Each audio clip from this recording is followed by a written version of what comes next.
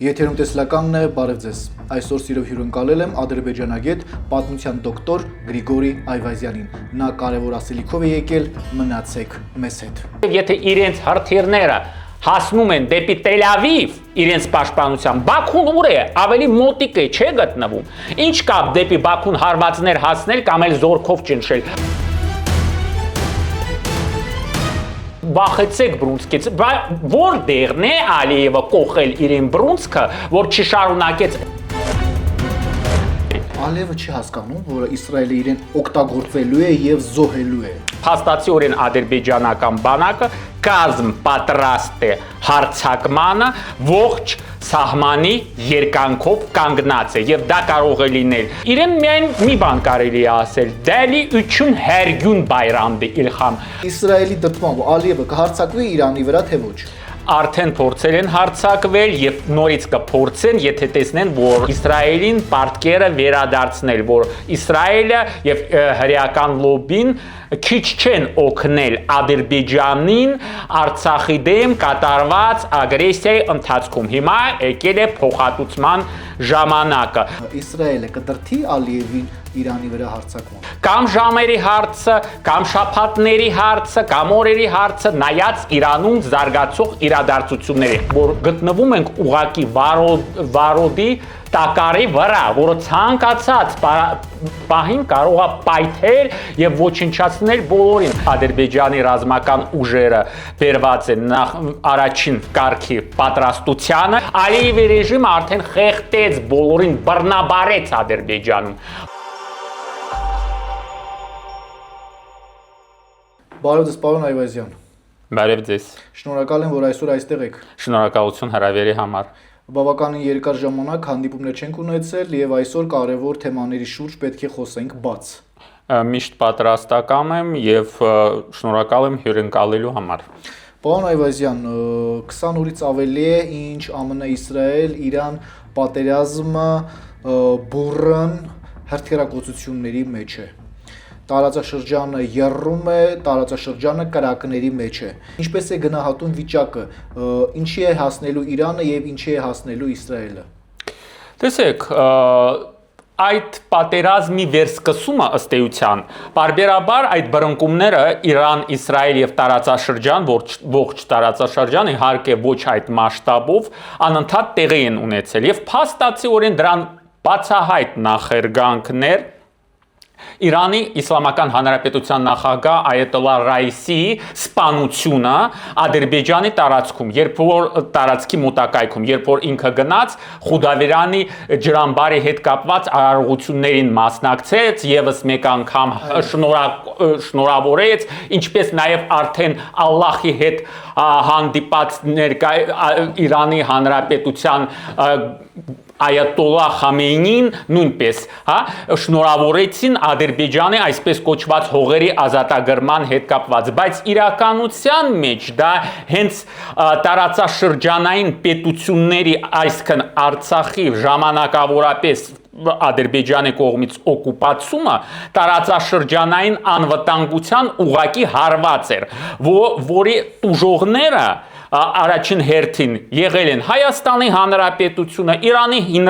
Իսլամական Հանրապետությունը, ընդհանուր առմամբ ողջ տարածաշրջանը եւ նաեւ Ռուսաստանի Դաշնությունն ուղղակի Արցախի որպես կայունացնող տարածաշրջանի անվտանգության գործոն հանդիսանալու չափը չեն գնահատել, թերագնահատել են եւ այս պարագայում նաեւ Պարսկաստանը իրեն կրավորական կեցվածքով, անտարբերությամբ եւ ինչու՞ չէ ադրբեջանական ագրեսիայի խրախուսելու որոշ չափով ճանապարհով տեսել ենք հայտարարությունները ողջ այդ ագրեսիայի ժամանակահատվածում եւ նաեւ դրան հաջորդող ժամանակահատվածում նախորդող բուն Պարսկաստանի բարձրագույն ղեկավարության կողմից, բայց իրականության մեջ պարսկական պետականության մահվան դատավճիռն էր ստորագրվում հենց Արցախում այդ իրադարձությունների զարգացման ընթացքում։ Պարզ էր, որ այդ ժամանակ Իրանը չէր գիտակցում։ Պարզ է, որ հակապարսկական տարբեր ահաբեկչական ուժերը, որ մուտք են գործել Սիրիայի տարածքից, Թուրքիայով Ադրբեջան, այնտեղ մնացին, դուրս չեն եկել միջև վերջ։ Պարզ էր, որ պետք է Իրանի համար, թշնամական պետությունների համար Արցախի տարածքները, որոնք հարակից էին Պարսկաստանից հյուսիսից, ավելի քան 120 կիլոմետր սահման ունեին։ Պետք է դառնային հակաիրանյան ցածկադաշտ, այդ անօթաչուների համար պլացդարմ հանդիսանային, Պարսկաստանի խորքերը հարվածներ հասցնելու համար եւ նաեւ հնարավորինս իրադարձությունների տարբեր զարգացումների պարագայում կարող էին դառնալ նաեւ ցամաքային գործողությունների ցածկադաշտ ընդդեմ Իրանի լայն ճակատով, սկսած Թուրքիայի սահմանից, Նախիջևանով եւ Ադրբեջանի կողմից վերահսկվող ներկա ժամանակահատվածում այդ տարածաշրջանում։ Այո, խորամուխ այդքան չեն գտնվել։ Այդքան չեն գիտակցել։ Այո, չեն գիտակցել։ Այո, պետական կուրացած են եղել եւ իրենց կրոնական նաեւ մոլերանդությունը իրենց համար ավելի առաջնային տեղում էր հայտնվել իրենց կրոնակիցներին պաշտպանության ուղղությամբ ճակերտներով պաշտպանության, քանց թե պետության արմատական շահերը հաշվի չեն արել, որ ներկայիս ադրբեջանական ռեժիմը ուղակի ռեպրեսիաներին է դիմում ընդդեմ շիա հավատացյալներին հանրապետությունում, որ միայն անվանական է, որ Ալլահ շուքուր Փաշազադե Կովկասի մահմեդականների հոգևոր առաջնորդը, իսկ իրականության մեջ Փաշազադեն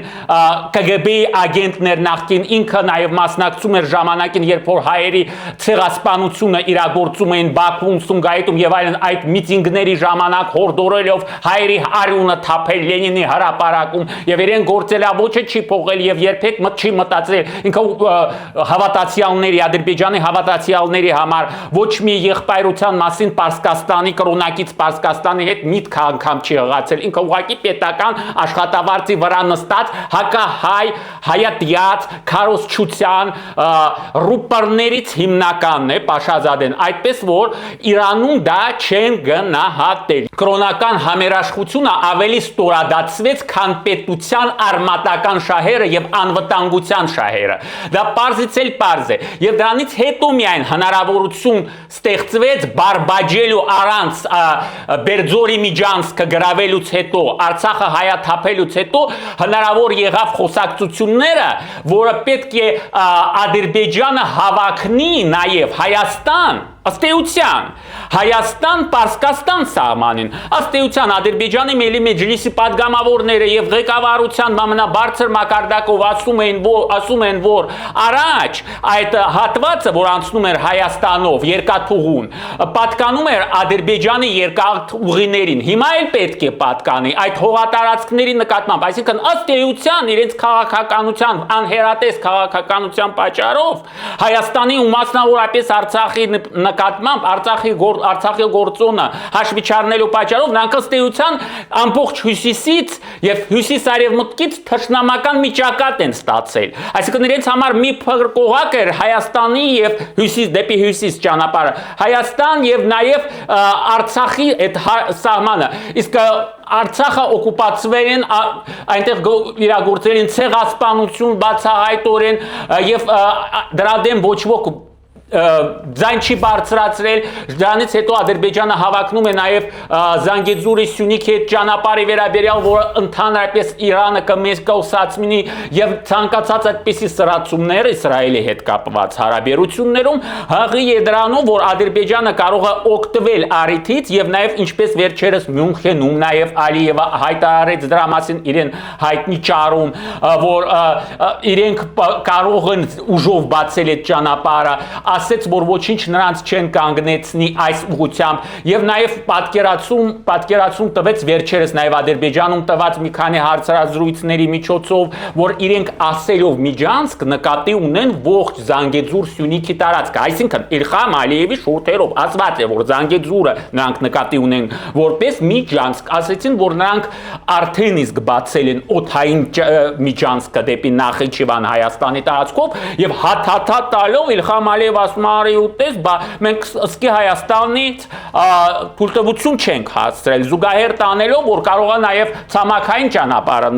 նույն ձևով բացեն։ Իրականության մեջ պետք է արձանագրենք այդ թռիչքների համար ադրբեջանական կողմը հայկական կողմին վճարում է այդուամենայնիվ օդային փոխադրումներ, վճարում է, այո, որոշակի գումար խորհրդանշական, բայց Դա չի փոխում Ադրբեջանի հռետորաբանության նպատակաուղղվածությունը այս պարագայում հերթական սպառնալիքները ինչ է ասել նաև Իլհամ Ալիևը այս անգամ նույնպես նույն այդ Մյունխենյան իրեն հայտնի ճարում վերջերս իբրև թե հաստատված խաղաղության պայմաններում եւ դուք դատեք արդյոք դա խաղաղության մասին է խոսում խաղաղությունը միակողմանի չի լինում Ալիևը ասեց որ օրինակի համար այս պարագայում իրենց մոտ խոսույթը այսպես կոչված արևմտյան Ադրբեջանի մասին չի փոխվել շարունակում է ֆինանսավորել այս կառույցը այսպես կոչված արևմտյան Ադրբեջանի հեռուստաընկերությունները տարբեր ձևաչափի միջոցառումները բարձրացնելով այդ հիմնախնդիրը շատ ատյաններում ասելով որ անխախտելի է չի կարելի մոռանալ ադրբեջանցիների իրավունքը վերադառնալ Հայաստան իբրև թե կազմակերպելով տարբեր ձևի սադրանքներ այդ թվում Հայաստանի Հանրապետության տարածքում սադրիչ գործողություններ այդ նկարահանումներով երբ որ իրենց հայրենակիցները լինի դա Իրանից լինի դա ռուսական անձնագով լինի դա այլ անձնագով մտնում են Հայաստան եւ սադրիչ բովանդակությամբ նյութեր են նախապատրաստում հայ ազգությամբ հայ քաղաքացի ԱՄՆ-ի քաղաքացի Ռուսաստանի Դաշնության Պարսկաստանի Իսլամական Հանրապետության կարող են արդյոք մտնել Բաքու եւ շրջել հայկական թաղամասերով մտնել ավիրված հայկական գերեզմանատների տարածք նկարահանել որտեղ են եղել դա թե ինչ վիճակում է հիմա դա գտնվում արդյոք կարող են դա անել չեն կարող պարզ է որովհետեւ Ադրբեջանը դա պետական մակարդակով թույլ չտա արդեն երկար ժամանակահատվածում տեսեք նաեւ ինչ ուղղությամբ է գնում քաղաքականությունը Ադրբեջանի կողմից երկար ժամանակահատվածում իրենք պանդեմիայի չակերտավոր վերջերս բոլորովին վերջերս երկարացրել են Ադրբեջանի ցամաքային սահմանները փակ են այսինքն Իրանի հյուսիսում որտեղ որ նշանակալի քանակությամբ էթնիկ թուրքեր են ապրում եթե լինի խժդժություններ անկայունություն դեպի ուր պետք է սլանան այդ մարդիկ այսինքն Հայաստանի Հանրապետությունը որովհետև Ադրբեջանը որ հավակնում է նաև այդ ժամանակահատվածում չէ ասում էր անընդհատ որ պետք է գնանք նաև չակերտավոր հարավային Ադրբեջանը ազատագրենք Ադրբեջանը հավակնում է բացահայտորեն այդ կոնֆլիկտի ընթացքում Պարսկաստանի հյուսիսային տարածքների նկատմամբ բայց սահմանը փակ է պահում ուր է ուղղորդում այսպես կոչված այդ փախստականներին դեպի Հայաստանի Հանրապետությունը ինչ սահման ըստ էության ունի մենք բոլորս հիմա մեր բոլոր կենսական նշանակության ամպրանքները, հա, բոլորիս որը վերաբերվում է, որ ճանապարհներով են գալիս։ Միջանցք հյուսիսից դա Վրաստանն է, որտեղ թուրքաբնակ հիմնականում տարածքներով է այդ ճանապարհը անցնում, Մարնիուլի եւ այլն, Բորչալու այդպես կոչված։ Եվ հարավ, որը ըստ էության հիմա պատերազմական իրավիճակում ապակայուն է այդ տարածաշրջանը։ Հիշում եք, մեր բեռնատարների նշանակալի մասը նաև, ասենք Հնդկաստանից աշխարհի այլ ծերերից, Պարսից ծոցի երկրներից եւ ցանկացած այլ արևտուրը գնում էր Պարսկաստանի տարածքով, ծովով դեպի Պարսկաստան, հետո ցամաքով դեպի Հայաստան։ Այդ ճանապարհը ըստ էության չկա եւ ինչ է անում թուրք-ադրբեջանական տանդեմը։ Մեզ համար իհարկե կարևոր է Պարսկաստանի ճակատագիրը, Իրան-Իսրայել հարաբերությունները, բայց մենք պետք է այն հետագիծին հետևենք, թե կոնկրետ մեզ ինչով է դա կարող վնաս լինել, հարվածել։ Եվ այս պարագայում ստացվում է, որ մեր ճանապարհները մի ճանապարհը փակ է, մյուսը անկայուն, տեսնում ենք Լարս, Մարս, ինչպես փակում են ամեն օր եւ այլն։ Եվ պետք է հաշվի առնենք այդ վտանգավորությունը, որ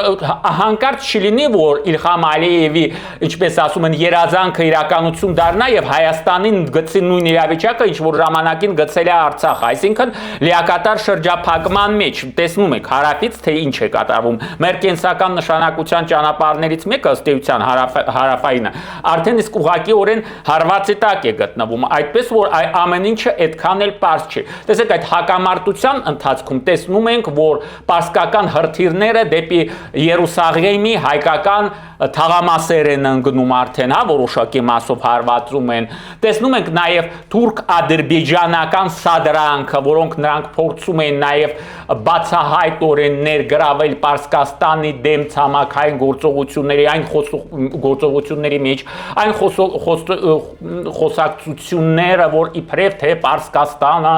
հարվածներ է հասցրել Թուրքիային կամ էլ Նախիջևանի ուղղությամբ, հետո էլ նրանց Բաքի TV-ով ցույց տված կադրերով երևաց, որ այդ դրոնները ըստ էության ոչ իրանական արտադրության դրոններ են։ Դա բացահայտ սադրանքներ, ինչպես օրինակ է համար ժամանակին ֆաշիստական Գերմանիան եւ Լեհաստանը, երբ որ հակամարտության մեջ էին, չէ որ Գերմանիան ասում էր, որ Լեհաստանն է հարձակվել Գերմանիայի վրա, որ լարվածություններ Գդանսկի Միչանսկի հետ կապված, Դանցիգի Միչանսկի հետ կապված, իրենք մեղադրել են, որ Լեհաստանն է հարձակվել, նրանք պաշտպանել են եւ գրավել են Լեհաստանը։ Եվ նույն այս սցենարով փորձում է թուրք-ադրբեջանական տանդեմը առաջնորդվել, այդպես որ ամբողջական իրավիճակի լարումը տարածաշրջանում մեզ համար ոչ մի լավ բան չի հուշում, եթե մենք պատրաստ չլինենք լրջորեն այդ մարտահրավերներին, որոնք իրական սպառնալիք են մեր պետության գոյության եւ ազգի անվտանգության համար եւ նաեւ պետք է հաշվի առնենք, որ այս պարագայում իրանական պետության հնարավոր փլուզումը Հայաստանի համար նույնպես մեղմ ասած բացասական հետևանքներ կարող է ունենալ, ավելի պարզ ասած Պարսկաստանի փլատակների տակ կարող է թաղվել ողջ հարավային Կովկասի տարածաշրջանը։ Օրինակ Այսինքն, եթե Պարսկաստանը փլուզվի, այնտեղ կենտրոնախույզ ուժեր,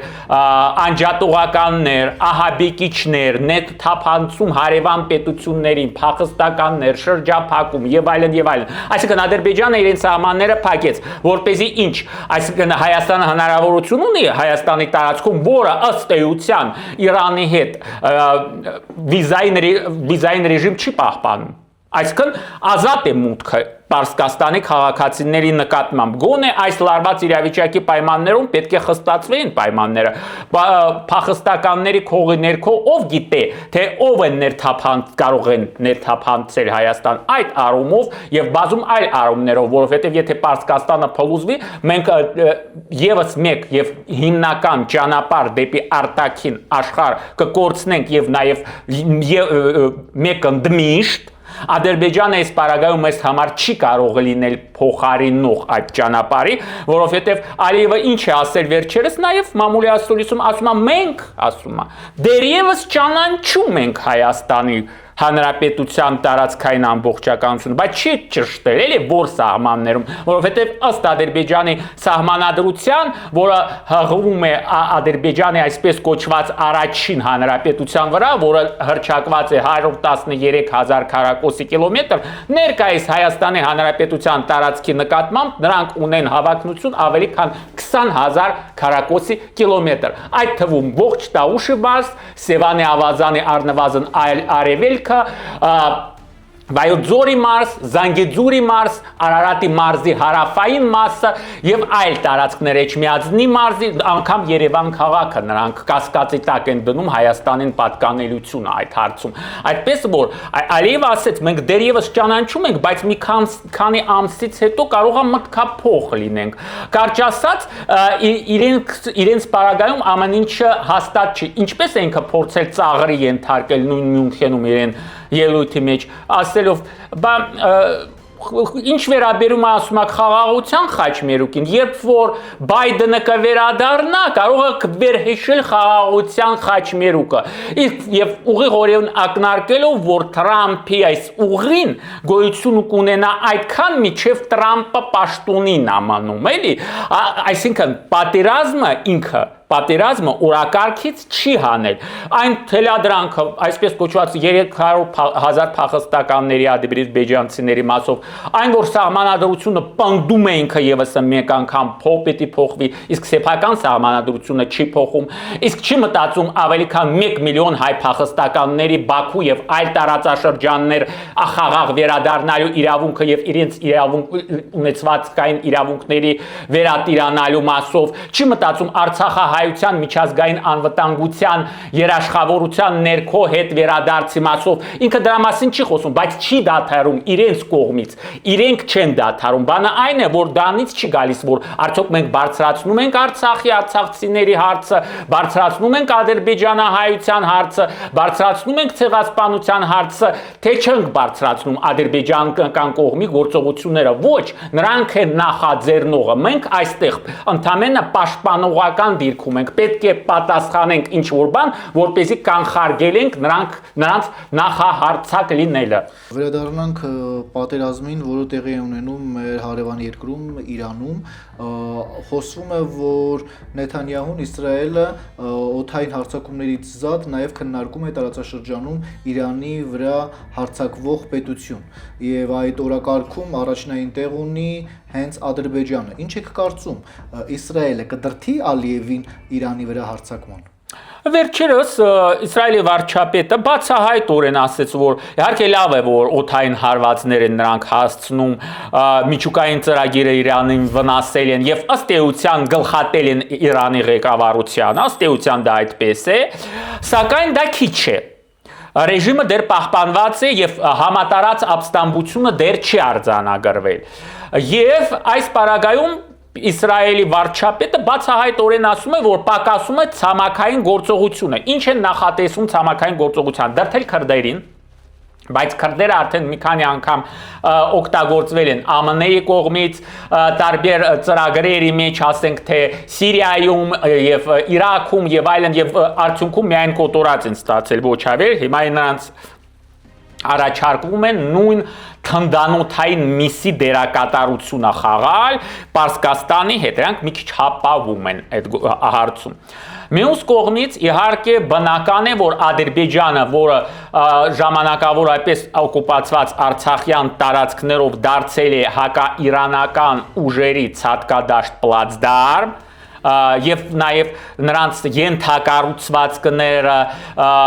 դրոնային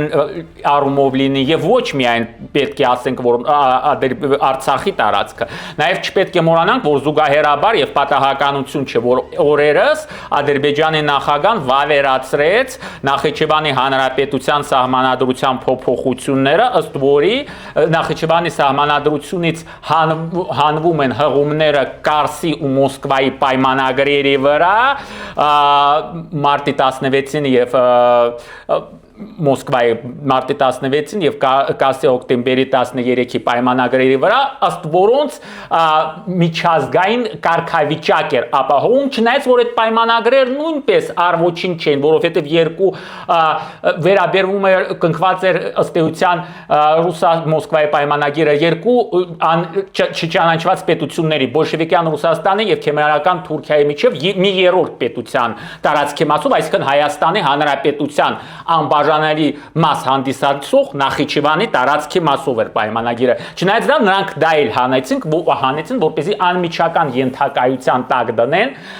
Նախիջևանը Բաքվի կենտրոնական իշխանություններին լիակատար խամաճիկ դարձնելով։ Այսինքն ցած կա դաշտ ուղղակիորեն առանց որևէ ցանկացած ներքին ինքնավարության եւ կարող են տիրապետել ըստ իրենց կարծիքի։ Իսրայելի դրդմամբ Ալիևը կհարձակվի Իրանի վրա թե ոչ։ Արդեն փորձել են հարձակվել եւ նորից կփորձեն, եթե տեսնեն, որ Տեհրանի ռեժիմը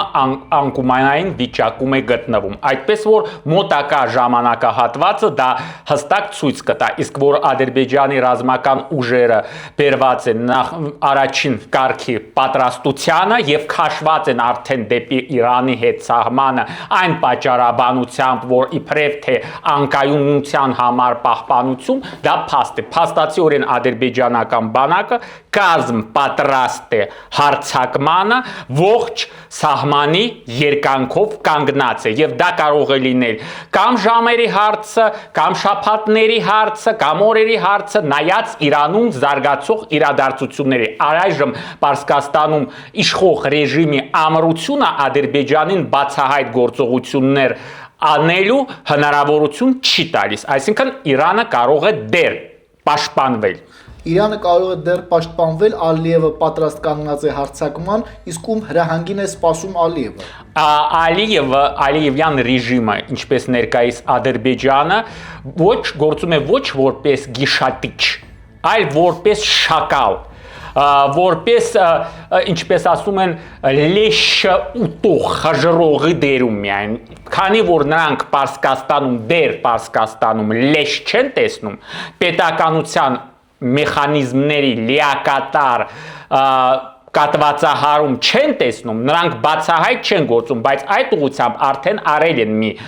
սադրանքի հետ փորձը կապված Նախիջևանի հետ եւ հետ են կանգնել տեսնելով, որ Պարսկաստանը դեռ չի վերջնականապես թույլատրել եւ նաեւ պետք է արձանագրենք, դա է նաեւ վկայում, որ Պարսկաստանից հարվածները չեն թույլանում դեպի Պարսից ծոցի երկրները, որ Հորմուզի նեղանցքը փակել են նեղուցը, բայց այսպես ասենք Պարսից ծոցի երկրների համար, ինչ որ չափով նաև Ալիևի համար նեղանցք է նաև կարող ծառայել, այո, Պարսից ծոցի նեղուցը փակել են եւ այդպես որ Հորմուզի նեղուցը, այդպես որ Պարսկաստանը դեր ուժի մեջ է, բայց ինչքան դա կտևի ժամանակը ցույց կտա, բայց այդ դաշնակիցները Իրանը եւ այս պարագայում ըստ էության կարելի է ասել ԱՄՆ-ն, Իսրայելը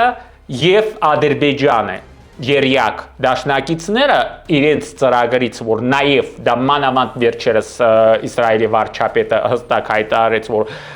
դա քիչ է, պետք է նաև ցամաքային գործողություններ կատարվեն, ապա Ադրբեջանը հայտնվեց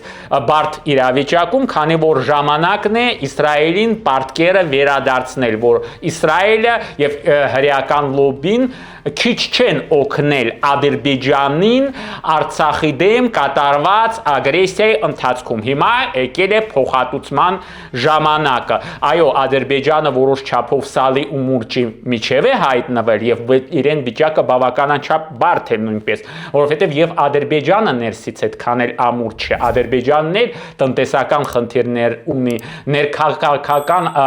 տարբեր կլանային շահերի բախումների կիզակետում ա գտնվում, ցանկացած Իլհամ Ալիևի տակ գահի ցանկացած ճոճումը կարող է նաև պետական իշխանության կոլապսի բերել եւ այս պարագայում ինչպես այն որ իդեմս Ռուսաստանի եւ Թուրքիայի Ադրբեջանը ջնջեց որպես Նախիջևանի գոյության հիմքը եւ երաշխավորը այդ հիշատակումը ջնջեց, այսինքն պետք է Նախիջևանը վերադառնա Մայր Հայաստանի կազմի մեջ, որտեղից դուրս է եկել, օկուպացվել է, իրավական առումով, այս պարագայում Ադրբեջանը չեղարկեց, եւ նույն ժամանակ, եթե Ադրբեջանը ներքաշվի Պարսկաստանի հետ, բացահայտ առճակատման, որը իրականության մեջ ոչ Ադրբեջանն է պատրաստ, ոչ էլ Պարսկաստանն է դա ցանկանում,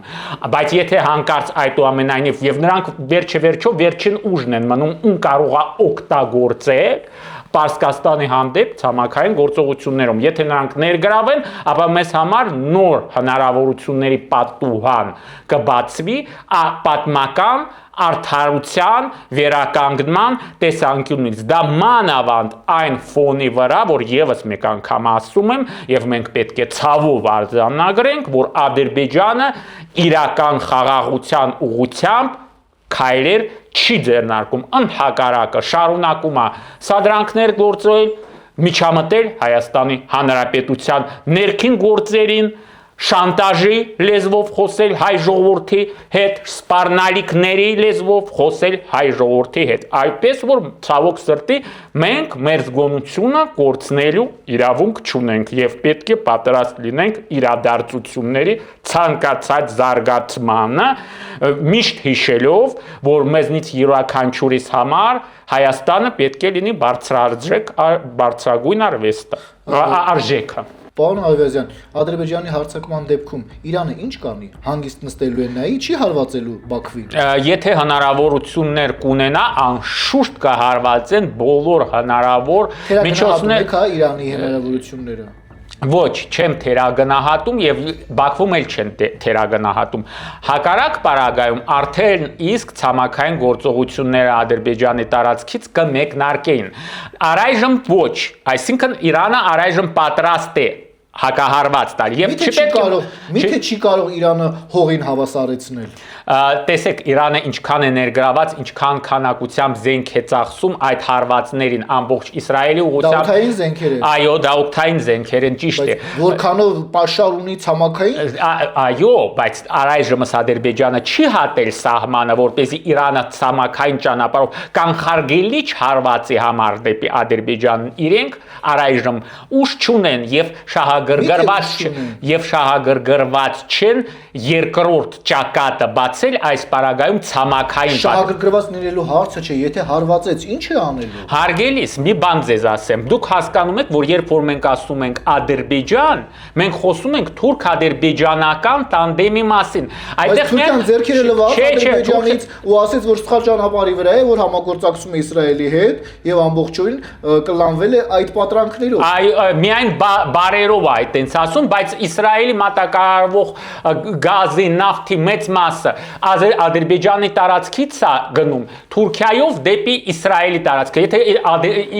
Թուրքիան այդքան դեմ է, ինչպես է ամբողջ մատակարարումը թշնամական իբրև թե Թուրքիայի համար պետության իրենց տարածքով թույլ տալիս։ Իհարկե դա արևելյան դիվանագիտության սիրախաղերն են ընդամենը։ Թուրքիան չէ որ իզուր չեն ստորագրել ոչ միայն Հայաստանի դեմ, չէ, այսպես կոչված ճակերտավոր Շուշիի հռչակագիրը, որ այլևս մի երկրի վրա հարձակումը կնշանակի երկու երկրների։ Իսկ Թուրքիան ինչ է, ում շունն է Թուրքիան, ես հարցնում եմ, Թուրքիան ՆԱՏՕ-ի շունն է, ՆԱՏՕ-ի անդամն է, երկրորդ ամենամեծ բանակն է, ԱՄՆ-ից հետո տենց է եւ այդ ուրեմն Իրանի համար այդ պատերազմը կնշանակի պատերազմել, եթե Իրանը նախահարձակվի, եթե ոչ պաշտպանվի, կնշանակի պատերազմել ոչ միայն Ադրբեջանի հետ, այլ նաեւ Թուրքիայի հետ եւ ՆԱՏՕ-ի հետ, դեմ Թուրքիայի նաեւ։ Եվ այդ Իսրայել եւ Ամերիկա։ Այո, մյուս կողմից Իսրայել եւ Ամերիկա, մյուս կողմից ծախու ծոցի, հա, Պարսից ծոցի արաբական թագավորություններն են, որոնք եւ Իսրայելի հետ են համագործակցում եւ ատում են Պարսկաստանը, շիիզմը, սունիզմը, այդ տարբերությունը եւ այլն, թշնամական են տրամադրված եւ փաստացիորեն այդ Պարսից ծոցի արաբական պետությունների հետ ըստ էության պատերազմի մեջ են գտնվում, որովհետեւ հարվածներ են հասցրել այդ երկրներին, այո, ամերիկյան բազաներին, բայց այդ երկրներին սուվերեն տարածքում գտնվող եւ դժվար է ակնկալել, որ Իրանը առաջինը կհարվածի, բայց առայժմ Իրանը տիրապետում է այդ հնարավորության, որ պաշտպանվելու մասն ենք քննարկում, գործողություն։ Տեսեք, պաշտպանելու իրենք հնարավորություն ունեն, որովհետեւ եթե իրենց հրթիռները հասնում են դեպի Տել Ավիվ իրենց պաշտպանությամբ, Բաքուն ուր է, ավելի մոտիկ է, չէ գտնվում։ Ինչ կա դեպի Բաքուն հարվածներ հասնել կամ էլ զորքով ճնշել։ Դա մանավանդ որ երկրում կարող է ներքին ամստամբություն ցակել։ Ալիևի ռեժիմը արդեն խեղտեց բոլորին, բռնաբարեց Ադրբեջանում։ Բոլորին հոգնեցրեց, որ հորից որդուն աջարանգություն անցել, հայրը դեռ խորհրդային ժամանակահատվածում այնտեղ խանություն այրեն համար ստեղծել։ Հիմա էլ ժառանգորդ օպերացիա են նախապատրաստում իշխանությունը որդուն փոխանցել է եւ այլն։ Դա խայտարակություն է ուղղակի ժողովուրդը սովորական Ադրբեջանի բազմազգ ժողովուրդը ծայրահեղ աղքատության մեջ, ճրանների մեջ է գտնվում։ Այդպես որ Ադրբեջանն էլ կայուն չի այս պարագայում։ Պարզ է որ Իրանի համար Ադրբեջանը ավելի հեշտ թիրախ կարող է լինել, քան թե Իսրայելը։ Դա պարզ է։ Եվ դրա համար կասկած չկա որ Իրանը առայժմ ի վիճակի է հարվածել, ուրիշ բան է, կանխարգելիչ նկատի ունեմ հարվածածներ, ուրիշ բան է, արդյոք բխում է դա իրեն շահերից բացել հյուսիսային ճակատը, էս ուրիշ բան է։ Բայց եթե արդեն հարվածում են Իրանին, հիմա Իրանը հաշվի առնելու իր շահերից բխում է թե ոչ։ Նո առայժմս Ադրբեջանը չէ որ ինչպես ասում են, ինչպես ճակերտնավոր լավ տղա բռունցքը թափահարելով Ալիևը ինչ ասեց։ Մի անգամ արդեն թշնամիների վրա բռունցքը իջել է։ Տեսեք, վախեցեք բռունցքից։ Որտեղն է Ալիևը կողել իրեն բռունցքը, որ չշարունակեց այդ հռետորաբանությունը, ընդհակառակ լեզուն կուլ է գցել, չէ, եւ դեպի Իրան այդ լարվածությունից հետո, ինչպես ասում են, օգնություն է ուղարկել, հումանիտար օգնություն Ադրբեջանից։ Տեսել եք, չէ՞ ինչպես է պոչը խաղեցնում։ Այդպես որ տենց էլ չի որ ինքը այդքան հանդգնություն ունի կամ ուժ ունի կամ էլ համոզված է որ այսինքն իրեն դաշնակիցները այդքան նրան կպաշտպանեն որ ինքը բացահայտորեն վերջնականապես դեռ չտապալված Պարսկաստանի վրա կարող է հարձակվել իրենք բավականաչափ խորամանկ են իրենք ուզում են որ Ամերիկա Իսրայել հարվածներից Իրանը այդքան թուլանա որ հյուսիսային Իրանը իրենց Թավրիզ քաղաքով հանդերձ իրենց սկյութեղի վրա մատուցվի որպես անվճար նվեր բայց նրանք դրան երբեք չեն տեսնելու այսինքն իրենց ոչ ոք նվեր չի տալու այո մի անգամ իրենք արդեն կարտ բլանշ ստացել են Արցախի պարագայում իսկ ինչ վերաբերում է հյուսիսային Իրանը ապա արյուն ջանք պետք է թափեն որպեսզի ինչ որ բան ստանան կամ էլ սեփական պետականությունը կորցնեն այդ անիրատեսական ուրիշի խաղի զոհասեղանին խաղալիք լինելով Ասում են որ Իսրայելը վաբանկ է գնում, այդպես է։ Իսրայելը միշտ երբ որ գնում է վաբանկ ինքը մի հատ 10 պահեստային տարբերակ ունի։ Այդպես որ Իսրայելի վաբանկ գնալուն հավատալ պետք չէ բոլորովին ու բնավ։ Երբեք եւ որևէ պարագայում Իսրայելը դեռ ունի Պաղեստինի հարցը, որը վերջնականապես չի լուծել դեռ չէ, ունի նախապատրաստումը եւ գործողությունների մեջ է Լիբանանի հարավի զավթման հետ կապված։ Վաղուց են փայփայել այդ ծրագիրը, մինչեւ հիմա անգամ, ինչպես ասում են, զղջում են, որ դուրս են բերել զորքերը Լիբանանի հարավից ժամանակին։ Իսրայելը մի քանի ճակատներով է խաղում։ Ինչ է նշանակում, մինչեւ Իրանում ռեժիմը չփոխվի, Իսրայելը կանգ կառնի։ Տեսեք, իրենք կարծում են, իրենց համար ամենանպաստավոր տարբերակն է, ոչ թե այն է, որ Իրանը լիակատար փլուզվի, ես տենց եմ կարծում, այլ որ իրոք իրենց համար այնտեղ բարենպաստ ռեժիմ, շախական ռեժիմ, հիշում եք նախկին շախորոք։ Իսրայելը ամեն ինչ անելու է, որ որպեսզի ռեժիմը փոխվի, բայց չհաջողվի։ Ցավոք Իսրայելի համար ցավոք սրտի ռեժիմը ամրություն է ցույց տալիս, որովհետև տեսել ենք, չէ, ռեժիմի դեմ նկատեք այդ պատահականությունը, թե ոչ պատահականությունը։ Չգիտես ինչու Իրանի բարձրագույն ղեկավարությունից դեռ Պեզեշկյանը չի չեղարկվել։ Չի ոչնչացվել։ Այսինքն Պեզեշկյանը իրենք դիտարկում են իրենց համար, որպես Գորբաչով խորհրդային միության պարագայում ԱՄՆ-ի համար էր։ Բավականաչափ հաճելի պերսոնա է Իրանի հնարավոր դեմոնտաժի պարագայում։ Դրա համար էլ չեն վերացնում։ Եվ հույսով եմ, որ պարսից ժողովուրդը եւ նաեւ այն խավը, որ մնաց բարձրաստիճան, գիտակցում է, թե ինչի համար են Պեզեշկյանին պահպանում դեր այդ պաշտոնին։ Իսկ ինչ վերաբերում է, եթե չհաջողվի, դե նայած ինչքան Իսրայելը ներուժ ունի շարունակել, որովհետև Իսրայելի ուժերն էլ միջև անսպար չեն, փոքր պետություն է, բայց կարող են նաև կանգ առնել, ասելով այո, հասել են նպատակին,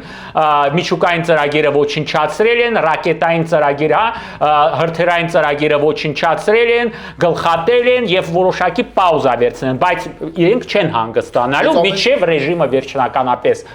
քանի որ Իրանն էլ շատ հաճելի ձևով, շատ կազմակերպված ձևով կարողանում է այդ ինստիտուցիոնալ հարցերը կարգավորել, այդ համակարգը կուր ձևով պահել, առաջնորդին սպանում են, միանգամից նոր առաջնորդ են բերում էլի լավ ունակություններով, այսպես ասած պետական աստիճաններով ամուր է միևնույն ժամանակ, միթե հնարավոր է այսօրվա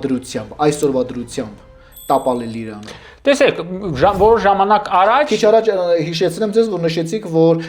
Իրանը անկումային իրավիճակում է։ Անկումային իրավիճակում վերջնականապես կարող է հայտնվել, բայց դրանից առաջ մի քիչ առաջ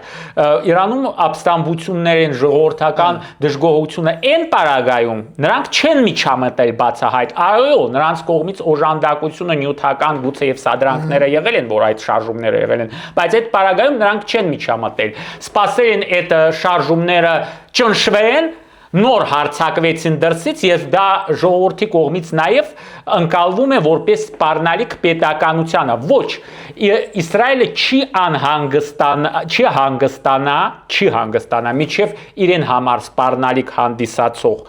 Իրանի ռեժիմը անկում չգրանցի, որովհետև կարող է պաուզա վերցնեն, 10 տարուց էլի անցնեն, 10 օրից, 5 օրից, 20 տարուց, բայց քանի որ Իրանը իրեն համար առաջնահերթությունը, իրենց ղեկավարությունը, չգիտես ինչու ավելի արաբ է, քան թե արաբական պետությունները եւ բացահայտ սպառնում է Իրանի Իսրայելի ոչնչացման, Իսրայելը կանխարգելիչ գործողություններ անում, որպեսզի վերացնի վերահաս ցանկացած վտանգը իրեն պետականությանը։ Այդպեսին համարում է Իրանում գործող ռեժիմը։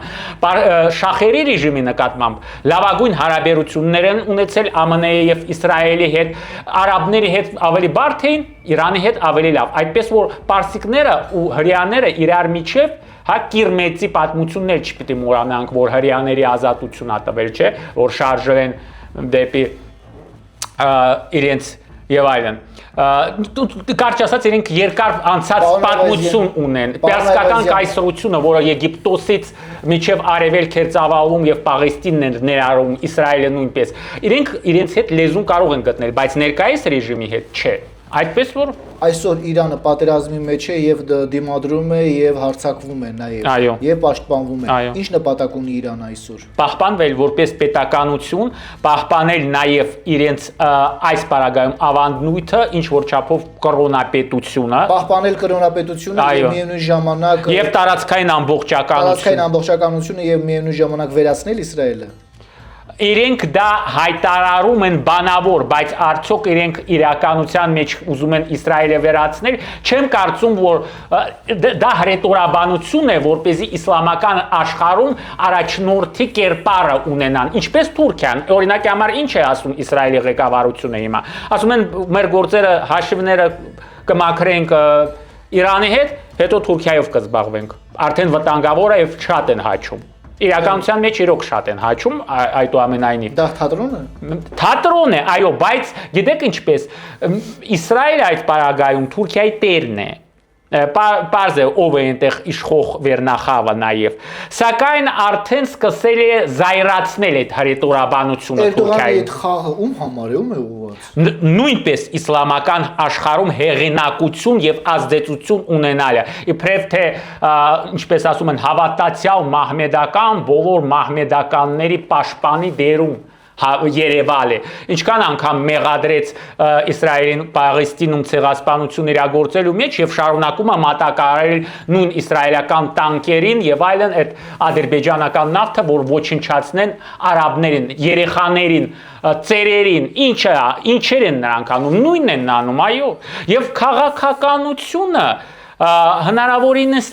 արվեստ է, սակայն չի կարելի ասել, որ բարոյականության գագաթնակետն է։ Լավ քաղաքական գործիչը պետք է անել ամեն ինչը, ինչ որ հնարավոր է եւ անհնար է, որպեսզի հասնի իր պետության եւ ժողովրդի շահերի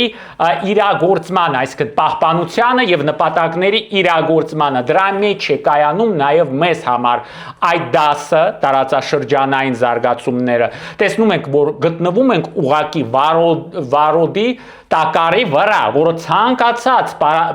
պահին կարող է պայթել եւ ոչնչացնել բոլորին։ Ուրեմն մենք պետք է զգոնությունը չկորցնենք, աչալրջությունը չկորցնենք։ Այս պարագայում փորձենք լինել հնարավորինս չեզոք եւ նաեւ չմոռանանք, որ այդ բոլոր իրադարձությունները ուղղակիորեն սպառնալիք են նաեւ մեր տնտեսական անվտանգությանը եւ նաեւ պետական կայունությանը։ Այդպես որ եթե մենք առաջնորդվենք ոչ թե ներքաղաքական օրակարգով միայն, այլ նաեւ հիշենք մեզ համար, որ կան ավելի մեր նեղ անձնական հարցերի ավելի վեր հարցեր, ապա կիմանանք, որ Հայաստանը ամեն ինչ վեր է եւ ինչպես ասում են, մեզ համար դա պետք է կրեդո լինի։ Այս պարագայում մենք կարձանագրենք նորանոր հաղթանակները, կարծում ենք եւ հնարավորություն կունենանք դուրս գալ այդ բավականաչափ բարդ իրավիճակից, ոչ միայն պահպանելով մեր ինքնությունը եւ պետականությունը, այլ նաեւ շանս ստանալով վերականգնել արդարությունը։ Պարոն Այվազյան, ասորիսի ժամանակ Նեթանյահուին հարցրին, եթե ԱՄՆ-ն պատերազմից դուրս գա, արդյոք Իսրայելը կշարունակի կռվել Իրանի դեմ, նրա պատասխանը մեղմ ասած տարօրինակ էր, նա պատասխանեց, շատ հարցեր տվեցիք արդեն։ Ճիշտ է ասում, որովհետև նախ Իսրայելը իհարկե առանց ԱՄՆ-ին չի պատերազմելու, այդ առաջինը, ԱՄՆ-ի ձեռքով է պատերազմում, երկրորդը, երևի թե եւ ԱՄՆ-ն խոշոր գործողությունները չէր անի Իրանի նկատմամբ, եթե չլիներ իսրայելական հրեական լոբիի դրդումը, այդպես որ այստեղ փող շահկապակցված է իրավիճակը, եւ գիտեք այդ պարագայում ասում են, երբ որ կռիվ է գնում, մեկը ասում է, պահեք ինքս պահեք, թե չէ կհարվածեմ, հա, այդ պարագայում ԱՄՆ եւ Իսրայել հարաբերություններ են։ Իհարկե, եթե ԱՄՆ-ն որոշի հետ կանգնել այս իրեն որոշումից, Իսրայելը միայնակ չի կարողանալու ձգել, ռեսուրսները բավականաչափ քիչ են եւ նաեւ արդեն Իսրայելում ժողովրդի դժգոհությունը հասկանում եք, պատերազմը առաջ ինչ որ հերու տեղում էր, իսկ հիմա մարդիկ են զոհվում փողոցներում, իրական ռումբեր են ընկնում, հանգստության մեջ ապրել չի ստացվում։ Այդպես որ երկար այդպիսի պատերազմը ոչ ոքին ձեռնտու չի, իսկ պատերազմը իրոք երկարեց, բայց 44 օրից ավելի քիչ է դեռ տևում այդուամենայնիվ այդ պատերազմը, իսկ ուժերի չափը ավելի մեծ է, այդպես որ արդեն իսկ Իսրայել ԱՄՆ-ն զգացվում է, որ այդքան ուժ կորով չունեն եւ ֆինանսական կորոս, ուզում են Ադրբեջանին օգտագործել, օգտագործել զոհել, այո, իրենց շահերի համար, որովհետեւ զգում են, որ բաղձալի արդյունք այդ գործողությունները, ձանձրալի, վտանգավոր, ոչ շահեկան գործողությունները բաղձալի արդյունք չեն տալի։ Ալիևը չի հասկանում, որ Իսրայելը իրեն օգտագործելու է եւ զոհելու է։ Ախր Ալիևը մեծ ճար ունի, որ հասկանա, չհասկանա, ինքը այդքան այդ տարիների կարելի ասել, որ հետաքրքիր ճակերտավոր իրավիճակի Ալիևը այդքան տարիների ընթացքում հյուսիսում կոշիկներ էր լիզում, ակի օվկիանոսից այն կողմ կոշիկներն էր լիզում, հետո գալիս էր Թուրքիայում կոշիկներն էր լիզում, Իսրայելի կոշիկներն էր լիզում, փորձում է Նեթանյահուի եւ այլ պաշտոնյաների կոշիկները լիզում էր, նաև փորձում էր սիրախաղեր կատարել Իրանի հետ եւ հայտնվեց այդպիսի անելանելի վիճակում, որ հիմա եւ չի լինի, որ ինչպես ասում են, շարունակի ոչ շելնի հետ կանգնի, այսինքն պատային իրավիճակում է հայտնվել, դե մեզ համար, տեսնում եք, ինքը բռունցք էր ցույց տալիս, թող հիմա ցույց տա, ասում էր, որ իրենք գերհզոր տարածաշրջանային պետություն են, իսկ ինքը խելքի տոպրակ է, դե թող տեսնենք իրեն դիվանագիտության, ինչպես ասում են, ուժը ում է պատում միայն, հա, ում է պատում միայն կազմակերպել դատավարությունները Արցախից, ապօրինի դատավարությունները եւ ցմահ դատապարտել Արցախի ներկայացուցիչներին, իդեմս նրանց նաև ողջ Հայաստանը փորձելով ներքաշել այդ գործընթացի մեջ, թե Պարսկաստանի հետ, Իսրայելի հետ հարաբերություններում պարզ դեմք պահպանել, բայց ինչպես կարելի է պարզ դեմք պահպանել, եթե արդեն քեզ, ինչպես ասում են, դրսևորել ես ամենաստորին կերպ, ինչպես դեմք չի մնացել, պատոշվա է այդուամենը, հələ ինքն էլ մաչոյի լեզվով է խոսում, հաթհատայ է տալիս տարածաշրջանում, Վրաստանում հողեր է փնտրում, Ալիևի համար նաև այդ պատերազմը տոն է, նաև ասենք թե խնածախում, գիտեք չէ, շատերը ասում են, ոչնչացվել են վերջերս մեծ հայրենական պատերազմի, հա, ժամանակահատվածում զոհվածների եւ Արցախյան պատերազմի ասկերանշրջանի խնածախում հուշարձաններն են ոչնչացվել, այդ հուշարձանների պահպանությանով ով Ռուսաստանում եւ այլուր ով անհանգստացած է, թող ուշադրություն դարձնեն։ Մի երկու բան արձանագրենք, որ Ադրբեջանում համար մի կողմից սուք է,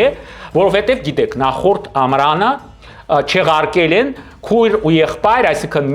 բարեկամների միջև ամուսնությունները, ինսեստ է, էլի արգելել են օրենքի, այո, ճանապարհով ավելի քան 70%-ով Ադրբեջանում պաշտոնական ամուսնությունների գրանցումը անկում է ապրել, պատկերացնում եք այդ օրենքից հետո, պատկերացնում եք ինչ ողբերգություն է ազգային մակարդակի, դեմոգրաֆիան ուր պիտի գնա։ Մնում է միայն ոչխարների հետ իրենք զույգ կազմեն, որ, այսինքն նացիստները, որ արածում են, հա, որովհետև արդեն չի կարելի բարեկամների միջև ամուսնություններ կատարել։ Իսկ Ադրբեջանը հրճվում է հորթի պես Ալիև այս պարագայում, երբ որ Իրանում, հա, սպանում են երեխեքին եւ այլն, հա, զոհվում են, բայց եւ կարծում է, որ իրեն համար դա տոն է։ Իրեն միայն մի բան կարելի է ասել՝ դելի üçün հերգուն բայրամդի իլխամ, բայց կուրախանա այն ով վերջում կուրախանա, կտեսնենք, կապրենք, կտեսնենք։ Ես համոզված եմ եւ վստահ եմ, որ Ադրբեջանը հաղթանակ չի տոնի, չի էլ տոնել իրականության մեջ, հարցը փակված չի, Ադրբեջանը ներսից կայուն չէ, ինչպես հիմա։ Մենք պետք է հիշենք 90-ական թվականին, երբ որ մենք հնարավորություն ունեցանք ազատագրել մեր պատմական հողերը, ինչ իրավիճակ էր Ադրբեջանում, ըստ էության քաղաքացիական պատերազմ եւ Ադրբեջանի պատմության մեջ այդ էջը փակված չի կարելի համարել, դա եղել է անցյալում, դա կլինի եւ ապագայում, եւ Ադրբեջանը չի կարող թելադրել մեզ իրեն կամքը ստորացուցիչ անձնատվության մասին։ Դա երբեք իրականություն չի դառնա։ Մենք միշտ ձգտել ենք արժանապատիվ խաղաղության, միշտ բաց ենք եղել դրա համար կառուցողական տեսանկյունից։ Եվ հիմա մնում է ոչ թե որ Իրանում ռեժիմը փոխվի, այլ Ադրբեջանում ինչ որ նշույլներ կան ժողովրդավարության, իսկ դա